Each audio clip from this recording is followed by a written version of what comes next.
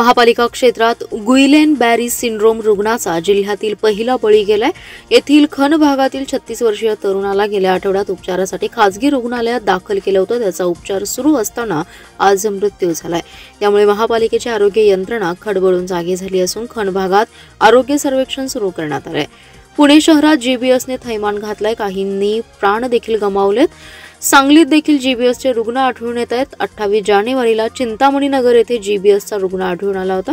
त्यानंतर विश्रामबाग संजयनगर मध्ये देखील रुग्ण आढळून आले। त्यानंतर 14 फेब्रुवारीला खनबाग येथील एका रुग्णाच्या हातापायाचे स्नायू कमकुवत झाल्याने अशक्तपणा आला होता। त्यामुळे शहरातील एका खासगी रुग्णालयात उपचारासाठी त्याला दाखल करण्यात आलं। 19 रोजी सिव्हिल हॉस्पिटलमध्ये उपचारासाठी दाखल करण्यात आलं। उपचार सुरू असताना या व्यक्तीचा आज मृत्यू झालाय। त्यामुळे महापालिका क्षेत्र आणि जिल्ह्यातील हा पहिलाच बळी आहे। महापालिकेचा आरोग्य विभाग खडबडून जागा झालाय। आरोग्य विभागाने खन भागात सर्वेक्षणाची एक फेरी पूर्ण केली आहे। नव्याने सर्वेक्षण सुरू केलंय। खासगी दवाखान्यांशी संपर्क साधून जीबीएस रुग्ण आढळल्यास शासकीय यंत्रणेला कळवण्याचं आवाहन महापालिकेचे आरोग्य अधिकारी डॉक्टर वैभव पाटील यांनी केलंय। जीबीएसची लक्षणे आढळून आल्यानंतर तातडीने आरोग्य विभाग अथवा डॉक्टरांशी संपर्क साधावा असे आवाहन डॉक्टर वैभव पाटील यांनी केलंय। राज्य माध्यमिक व उच्च माध्यमिक महामंडळातर्फे घेण्यात येणारी इयत्ता 10वीच्या परीक्षेला जिल्ह्यातील 103 केंद्रावर सुरुवात झाली आहे। पहिलाच पेपर मराठीचा कॉपीमुक्त झालाय। परीक्षेसाठी शिक्षण आणि महसूल विभागाची 40 भरारी पथके असून त्यांच्या अनेक केंद्रावर तपासणी करण्यात आली आहे। जिल्ह्यात कोणत्याही परीक्षा केंद्रावर गैरप्रकार झाला नाही अशी माहिती शिक्षण विभागाकडून देण्यात आली आहे। जिल्ह्यातील 39,619 विद्यार्थ्यांनी 10वीच्या बोर्ड परीक्षेसाठी अर्ज केला होता। परीक्षेसाठी 103 केंद्रांवर व्यवस्था करण्यात आली आहे। पहिला पेपर असल्याने विद्यार्थी आणि पालकांच्या चेहऱ्यावर तणाव दिसत होता। परीक्षा केंद्रावर सकाळी 9 वाजल्यापासून विद्यार्थी आणि पालकांनी गर्दी केली। अनेक पालक विद्यार्थ्यांचा आत्मविश्वास वाढवत होते। केंद्राच्या आत जाण्यापूर्वी काही विद्यार्थी हातात पुस्तक घेऊन उजळणी करत होते। केंद्राबाहेर कडक पोलिसांचा बंदोबस्त होता। पेपरचं शांततेत वाचन करावं। सकाळी 11 ते 2 या वेळेत परीक्षा झाली आहे। परीक्षा केंद्रांवर होणारे गैरप्रकार रोखण्यासाठी जिल्ह्यात शिक्षण विभाग आणि महसूल विभागाची 40 भरारी पथकांची स्थापना करण्यात आली आहे। त्यामध्ये माध्यमिक, प्राथमिक शिक्षणाधिकारी, उपशिक्षणाधिकारी, विस्तार अधिकारी, मुख्याध्यापक, शिक्षक यांचा समावेश आहे। या पथकाने शुक्रवारी परीक्षेच्या कालावधीत वेगवेगळ्या परीक्षा केंद्रांना भेटी दिल्या। 12वी परीक्षेच्या धर्तीवर 10वी परीक्षेलाही जिल्ह्यात संवेदनशील केंद्रावर व्हिडिओ चित्रीकरण करण्यात येत आहे। पहिल्या पेपरला कोणत्याही केंद्रावर गैरप्रकार घडला नसल्याचं माध्यमिक शिक्षणाधिकारी राजेसाहेब लोंढे यांनी सांगितलं। महापालिका क्षेत्रात वाढीव घरपट्टीच्या नोटिसा बजावल्या आहेत। सांगली शहरातील मालमत्ता धारकांना वाढीव घरपट्टीच्या नोटिसा दिल्या होत्या, त्यावर नागरिकांनी हरकती दाखल करण्यास सुरुवात केली आहे। दरम्यान नोटिसीवर हरकती स्वीकारण्यासाठी महापालिकेने 2च कर्मचारी नेमले, त्यामुळे कर्मचाऱ्यांची संख्या वाढवावी अशी मागणी होती।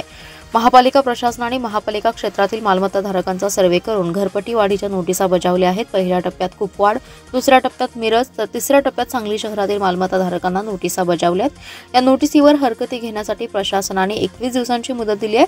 सध्या सांगली शहरातील मालमत्ता धारक हरकती नोंदवत आहेत। येथील मंगलधाम इमारतीमधील घरपट्टी विभागाच्या कार्यालयात हरकती घेतल्या जात आहेत। त्यासाठी 2 कर्मचाऱ्यांची नेमणूक करण्यात आली आहे। ही संख्या अपुरी आहे, त्यामुळे नागरिकांना रांग लावून हरकती द्याव्या लागतात। याला बराच वेळ जातो। त्यामुळे घरपट्टी विभागात हरकती स्वीकारण्यासाठी जादा कर्मचारी लावावेत अशी मागणी माजी नगरसेवक आणि सामाजिक कार्यकर्त्यांनी केली आहे।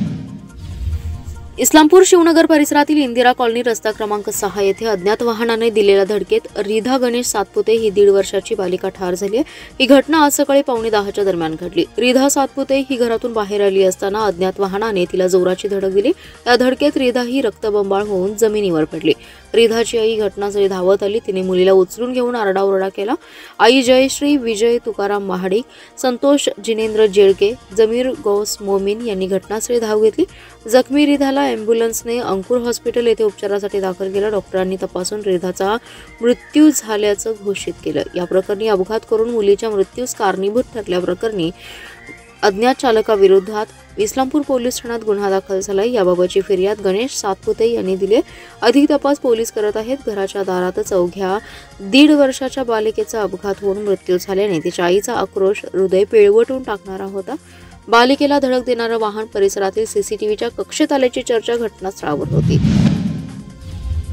चालू 2024 ते 25च्या गळीत हंगामासाठी गाळपास गेलेल्या उसाला प्रतिटन 5,000 रुपये दर दिला पाहिजे. त्यासाठी केंद्र आणि राज्य शासनाने कारखानदारांवर सक्ती केली पाहिजे अशी मागणी शेतकरी संघटनेचे अध्यक्ष रघुनाथ दादा पाटील यांनी हरिपूर येथील बैठकीत केली आहे. तसेच राज्यात कर्जमुक्ती अभियान राबवणार असल्याचंही त्यांनी सांगितलं. हरिपूर येथे शेतकरी संघटनेच्या प्रमुख पदाधिकाऱ्यांची बैठक झाली. ते म्हणाले, उसाचा उत्पादन खर्च मोठ्या प्रमाणात वाढलाय, तसेच साखरेसह उपपदार्थांचे दरही मोठ्या प्रमाणात वाढलेत. म्हणून साखर कारखान्यांनी गळीत हंगामास गेलेल्या उसाला प्रतिटन 5,000 रुपये दर मिळाला पाहिजे अशी मागणी आहे. तसेच विधानसभा निवडणुकीत सरकारने दिलेल्या आश्वासनं पूर्ण करून घेण्यासाठी महाराष्ट्रभर कर्जमुक्ती अभियान राबवणार आहे.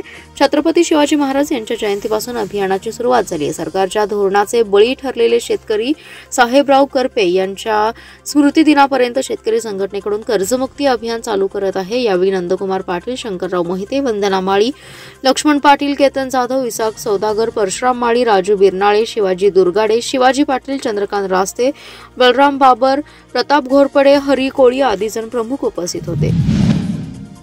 सांगली जिल्ह्यातील नागरिकांचा प्रवास सोयीचा होण्यासाठी जिल्ह्याला अधिकच्या बसेसची गरज आहे. त्या बसेस लवकरात लवकर मिळाव्यात अशी मागणी राष्ट्रवादी काँग्रेस शरद पवार पक्षाचे प्रदेशाध्यक्ष आमदार जयंत पाटील यांनी परिवहन मंत्री प्रताप सरनाईक यांच्याकडे केली आहे. त्यांनी याबाबतचं पत्र दिलंय. आमदार जयंत पाटील म्हणाले, सद्यस्थितीत राज्य परिवहन महामंडळाकडून विविध सवलती जाहीर करण्यात आलेल्या असल्याने मागील वर्षीच्या तुलनेत यावर्षी प्रवासी संख्येत वाढ झाल्याची दिसून येते. परंतु वाढत्या प्रवासी संख्येच्या तुलनेत राज्य परिवहन सांगली विभागात एसटी बसेसची संख्या कमी असल्याचं भासत आहे. मुळातच गेल्या 3 वर्षांमध्ये बसेसची संख्या सुमारे 150 ते 200 ने कमी झाली आहे. तसेच बसेस जुन्या असल्यामुळे मार्गात बंद पडतात आणि काही गाड्या स्क्रॅप करण्यात आलेल्या आहेत. या कारणास्तव सर्वात जास्त खेड्यापाड्यातून येणाऱ्या गाड्यांच्या फेऱ्या कमी झाल्यामुळे ग्रामीण भागातून शहरी भागाकडे येणाऱ्या विद्यार्थिनींचा हाल होत असल्याचं जाणवतंय. महामंडळाने काही जिल्ह्यांना नवीन एसटी बसेस दिल्या असल्याचं समजतं, परंतु त्यामध्ये सांगली जिल्ह्यातला मिळालेल्या नाही. त्यामुळे सांगलीची सध्या परिस्थिती पाहून बसेस मिळाव्यात अशी मागणी आमदार जयंत पाटील यांनी केली आहे. मागील महिनाभरापासून मुख्यमंत्री युवा कार्य प्रशिक्षणार्थींच्या न्याय हक्कासाठी आम्ही लढा देत आहोत. राज्यभरातील 1,10,000हून अधिक प्रशिक्षणार्थीवर बेरोजगारीची कुऱ्हाड कोसळली. असं असताना पालक असलेल्या शासनाने गांधारीची भूमिका घेतली आहे. निवडणुकीपुरती केलेली ही भरती आहे हे उघड झाले. राज्यातील 1.25 लाख बेरोजगार तरुणांना प्रशिक्षण दिलं, पण त्यांचं पुढं काय असा सवाल उपस्थित करत चिकलगी भुयार मठाचे मठाधिपती, महाराष्ट्र राज्य युवा प्रशिक्षणार्थी संघटना पश्चिम महाराष्ट्राचे प्रमुख हरिभक्त परायण तुकाराम बाबा महाराज यांनी या मुलांना न्याय द्या, अन्यथा राज्यभर आंदोलन छेडण्याचा इशारा दिलाय.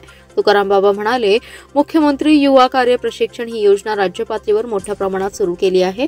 या प्रशिक्षणाअंतर्गत सर्व प्रशिक्षणार्थी पंचायत समिती कार्यालय, ग्रामपंचायत, प्राथमिक आरोग्य सेवा केंद्र विभागामध्ये ऑपरेटर, ASM नर्स पदावर काम करत आहेत. या योजनेमुळे सांगली जिल्ह्यातील बेरोजगार तरुणांना रोजगाराची संधी मिळाली आहे.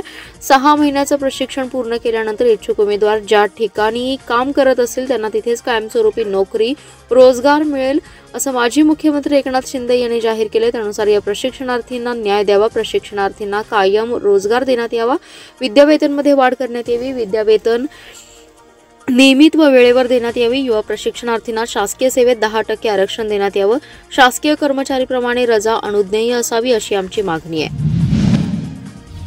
पालकमंत्रीपदी निवड झाल्यानंतर चंद्रकांतदादा पाटील सोमवारी महापालिकेत येत आहेत. महापालिकेच्या विविध विकास कामांचा आढावा ते घेणार आहेत.